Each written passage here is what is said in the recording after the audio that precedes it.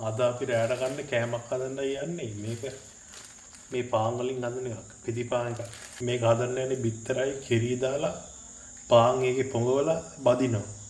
ඒක තමයි කෑම එක. ඒකේ නම නම් මන් දන්නේ නැහැ.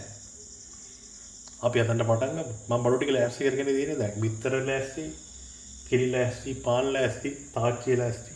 අපි දැන් බිත්තර එකට කිරි එක දාගන්න යන්නේ. අපි දාමු.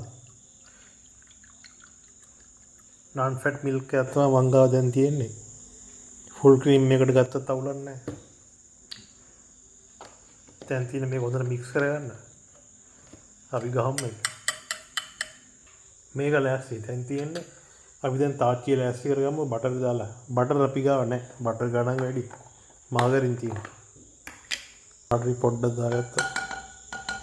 තියෙන පාම්පේ තරම් මේකේ පොඟවන්නේ. හොඳට දෙපැත්තම පොඟවන්න ඕන. පෙඟුණාම මේක හොදිය එක අයින් කරලා බෙල්ල තාච්චියට දාන්න ඕන.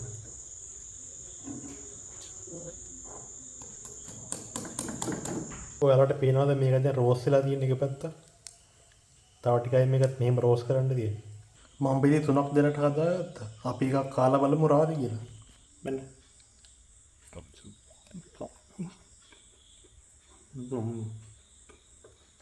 හොඳට කිරිලා යනවා. මේකට තව ලුණු ටිකක් දැම්මම නම් හොඳයි කියලා මට හිතෙනවා. මේක නියුට්‍රල් ටේස්ට් එකක් එන්නේ. ඔයාලා මේක හදනවා නම් අනිවාර්යෙන් ලුණු දාලා හදන්න.